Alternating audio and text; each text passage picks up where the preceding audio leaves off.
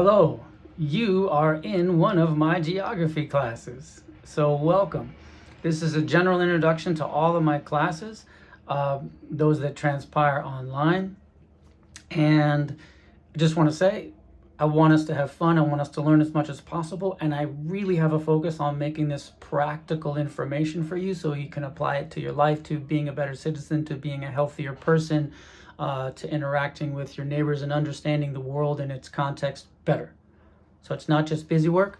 A few very simple things.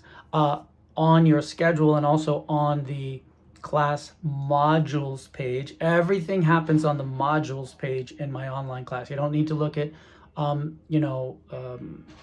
assignments or exams. Just stick to the modules page and it will make sense, because sometimes Canvas can get a little duplicitous.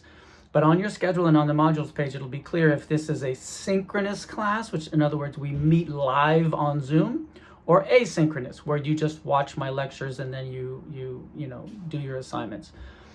If on the modules page it says Zoom meeting in the first few weeks, then you know it's synchronous, otherwise it's not. I have my little list here. Also, in all of my classes, the books are free. So if you look at the top of the modules page in your on Canvas, you can download one of the books I wrote. You can download that for free. And the other one is the class text, which you can get from a link that I give you online. Sometimes people have trouble with that link, sometimes not. If you can't access that link, you can go to the Laney Library and check it out overnight, which is the Geosystems Christofferson book, or for Geo1, or you can also buy a very cheap copy on Amazon used. Any edition will really work. Let's see what else. Everything is due Sunday night. I make it really simple in all my classes. So there's never anything due during the week, but there's virtually always something due Sunday night. So just keep that in your head. Sunday night, they're due by midnight. Okay? Super important. Submission guidelines. We are living in a new world of ChatGPT, right? For all you know, I'm ChatGPT, but I'm not.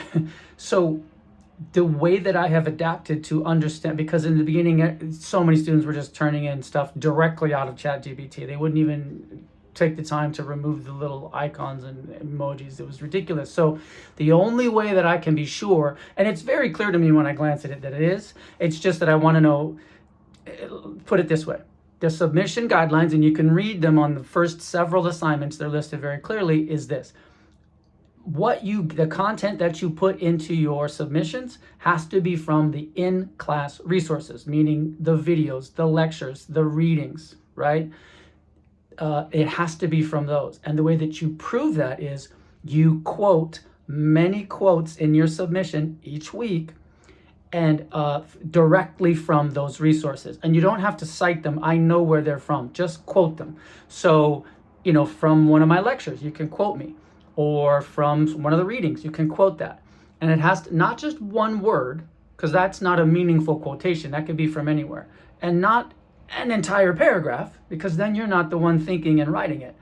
At the most, a sentence, but usually important phrases.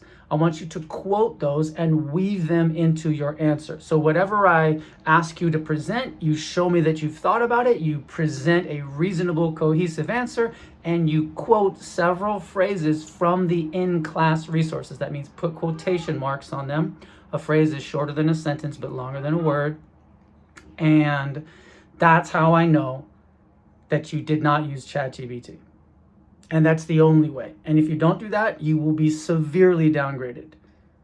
All right? I hate to be so harsh about that, but as you know, it's a brave new world with ChatGPT. Okay. So the way I grade your assignments is number one on effort. If I can see effort. Sometimes that translates to length. Sometimes that translates to really high quality or really good insights or really good thoughts. That's number one, effort. Number two is the submission guidelines. You have to follow the guidelines or you'll be severely downgraded. And number three is timeliness. Get it in on time. You can turn in things late, but it's downgraded pretty quickly. So get them in on time.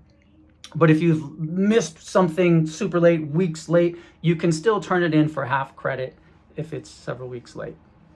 Anyway, welcome. We're going to learn a lot. I think you'll find the class, again, is quite a bit more practical than you might have expected. Most people are not geography majors, they're just taking this because you have to. Hopefully you enjoy it. Reach out anytime online, and let's have fun.